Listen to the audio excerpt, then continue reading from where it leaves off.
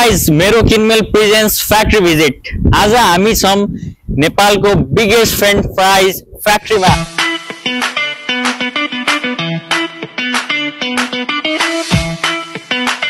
शुद्धोदन गाउँपालिका वडा नम्बर 4 मा छ यो एफसीएफ फुड्समा। अब हामी भित्र गएर हेर्नेछौं कि कसरी प्रोसेस हुन्छ फ्रेन्च फ्राइको। Let's go. नमस्ते, म सिद्धार्थ खनाल। म यो फर्स्ट साइज फुड्समा चाहिँ टेक्निकल हेडको रूपमा कार्यरत छु। विगत 3 वर्षदेखि चाहिँ मैले यहाँ काम गरिरहेको छु। अब हजुरलाई स्वागत छ हाम्रो फ्याक्ट्रीमा। हजुरले जनरली चाहिँ हाम्रो फ्याक्ट्रीमा इन्ट्रेस्ट देखाउनु भयो, त्यसको लागि धन्यवाद। हजुरले यहाँको प्रोसेसको बारेमा बुझ्न चाहनुभयो। अब म हजुरलाई सुरुबाट नै राम्रोसँग चाहिँ जति मैले सक्छु मबाट हुने गरी सम्झाइदिन्छु। हामीले खासमा किसानहरूसँग चाहिँ टाइअप गरेर उहाँहरूको चाहिँ जीवनस्तरमा चाहिँ उन्नति ल्याउने तरिकाले उहाँहरूलाई सहयोग गर्दै उहाँहरूबाट चाहिँ र मेटेरियल ल्याएर नेपाली बजारमा पुर्याएर देश तथा विदेशमा पुर्याएर त्यसको अर्थतन्त्रमा सहयोग गर्ने चाहिँ मेन उद्देश्यका साथ हाम्रो अनरहरूले चाहिँ यो कम्पनीको सुरुवात गर्नुभयो। अब म हजुरलाई हाम्रो नर्मली म्यानुफ्याक्चरिङ प्रोसेसको बारेमा सम्झाउन गइरहेको छु। हाम्रो प्रोसेस सुरु हुन्छ यहाँ बङ्कर निरबाट। हामीले बजारबाट चाहिँ खरिद गरेका आलुहरू, किसानबाट ल्याएका आलुहरूलाई हाम्रो र पोटेटो ल्याब, कच्चा पदार्थ चेक गर्ने ल्याबबाट प्रमाणित भइसकेपछि क्वालिटीका कुराहरू मिट गरेपछि बङ्करमा खनाइन्छ।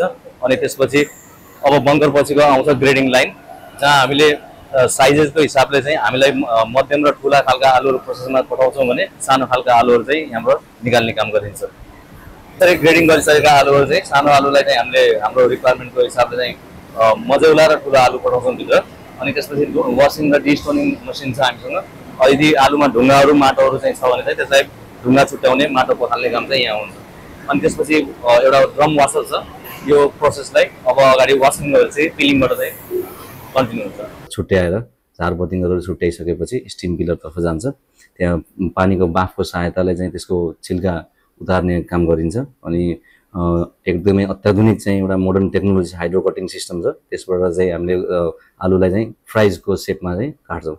अनि त्यसपछि हामीलाई जति जुन साइजको चाहिन्छ त्यो साइजका आलुहरूलाई चाहिँ फ्राइजहरूलाई हामी अगाडि बढाउँछौँ। अनि पातलो काटियो, छोटो काटियो भने त्यहाँ हाम्रो स्लिभर रिमुभर, नोभिन ग्रेडरहरू चाहिँ छ। त्यो टुक्राहरू चाहिँ ग्रेडिङ गर्छौँ। अनि त्यसपछि ब्लान्चरमा पठाउँछौँ। अहिले कृषिको टेक्निसियनले चाहिँ उहाँ आफूलाई कटरबाट स्याम्पल लिँदै हुनुहुन्छ।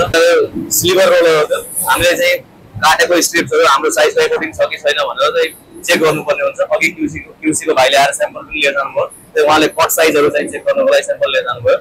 अनि हाम्रो साइजभन्दा चाहिँ अरू सानो सानो काटिएको र छोटो टुक्रा काटिएको चाहिँ चिजलाई हामीले स्लिभर्स र नुबिन भन्छौँ। माथिको रोलरले चाहिँ स्लिभर्सहरू हटाउने काम गर्छ।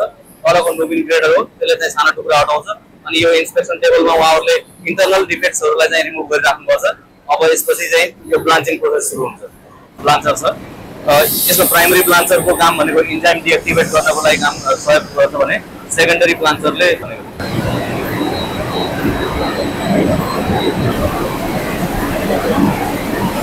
अब ब्लान्चिङ प्रक्रियापछि चाहिँ हाम्रो यो कन्टिन्युअस बेल्ट ड्रायर भन्ने मसिन छ। ड्राइङ प्रोसेस सुरु हुन्छ। यहाँ हामीले आलुमा भएको चाहिँ मोइस्चरहरूलाई निकाल्ने काम गरिन्छ। ड्राई भइसकेपछि हामीले यहाँ म्यानुअल सर्टिङको लागि चाहिँ दिदीहरू हुन्छ। उहाँहरूले इन्टरनल डिफेक्ट्सहरू या ड्राई भइसकेपछि देखेको कुनै डिफेक्ट्सहरू चाहिँ रिमुभ गर्नुहुन्छ। ब्लान्चिङ गरिसकेपछि हामीले ड्राइङ गरिन्छ। ड्राइङमा गरेपछि त्यो एक्सेसिभ मोइस्चरलाई चाहिँ हटाइसकेपछि पार फ्राइङ गरिन्छ। मतलब त्यसको सर्फेसलाई मात्रै फ्राई गरेर आइकेएफमा पठाइन्छ। आइकेएफ भनेको चाहिँ हाम्रो एउटा चिस्यान गर्ने एउटा इन्डिभिजुअल क्विक फ्रिजर भनेर भन्छौँ त्यसले चाहिँ अब त्यो पार फ्राइङ भएको फ्राइजहरूलाई -8 to -10 डिग्री सेल्सियसको टेम्परेचर हुने गरी चाहिँ चिसो बनाएर पठाउँछ प्याकेजिङतर्फ। प्याकेजिङमा एउटा जापानी मसिन छ, इसिडा भन्ने अत्याधुनिक मसिन छ। त्यसले चाहिँ वेइङको काम गर्छ भने हामीले टर्कीबाट चाहिँ इक्विपमेन्ट्स ल्याएर चाहिँ ल्याएको छौँ। ब्यागर चाहिँ हिपोम्याक भन्ने कम्पनी हो। अनि त्यसले पाउचेसहरू बनाउँछ। अनि हाम्रो वर्करहरूले त्यो पाउचेसहरूलाई चाहिँ कार्टुनमा राखेर कार्टुनको टेप सेप लगाएर प्यालेटाइजिङ गरेर कोल्ड स्टोरमा राखिदिनुहुन्छ। अनि त्यसको गुणस्तरमा चेन्जेस नहोस् भनेर हामी त्यसलाई -18 डिग्री भन्दा बराबर या त्योभन्दा मुनिको टेम्परेचरमा तिनीहरूलाई स्टोर गरिन्छ। अनि अब अर्डरको हिसाबले पछि डिस्प्याच पनि गरिन्छ। नर्मली यो हाम्रो ओभरअल फ्याक्ट्रीको प्रोसेस यो हो भने यससँग सँगसँगै युटिलिटिजहरू पनि चाहिँ जोडिएका छन्। यो भित्र प्रोडक्सनको प्रोसेसहरू हो। हामीले अहिले फ्याक्ट्रीमा करिब 100 जना जति चाहिँ एउटा सिफ्टमा काम गर्नुहुन्छ भने हजारौं किसान पनि चाहिँ हामीसँग जोडिनु भएको छ। यो फ्याक्ट्रीले हजारौं व्यक्तिको जीवन स्तरमा उसको उन्नतिमा सेवा पुर्याएको छ। उसले हाम्रो ट्राभलर फुडी हजुरहरू यहाँ आइदिनु भयो, हजुरहरूलाई म एकदमै धन्यवाद दिन्छु। हजुरहरूले हामीलाई यहाँ आएर हाम्रो चाहिँ प्रोसेसलाई चाहिँ जनता यानि कन्ज्युमर सामु देखाउने चाहिँ एउटा प्लेटफर्म प्रोभाइड गरिदिनु भयो, त्यसको लागि म एकदमै खुसी छु। हजुरहरूलाई धन्यवाद दिन चाहन्छु।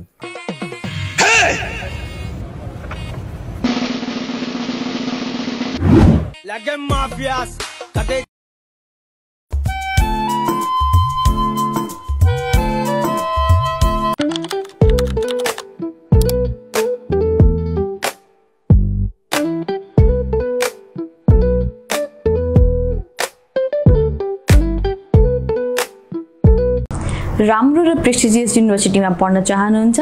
यदि चाहनुहुन्छ भने युकेले हजुरहरूको लागि राम्रो अवसर ल्याइसकेको छ। अब आउने नोभेम्बर इन्टेकको लागि युकेले तपाईहरुको लागि 12,000 पाउन्डसम्मको स्कलरशिप ल्याइसकेको छ। यति मात्र हैन कि तपाईहरुको जीपीए कम छ, केही फरक पर्दैन, हामीले विदाउट आइएल्टिएस र पीटी पनि एप्लाई गर्न मिल्छ। For more information please contact ICAN educations.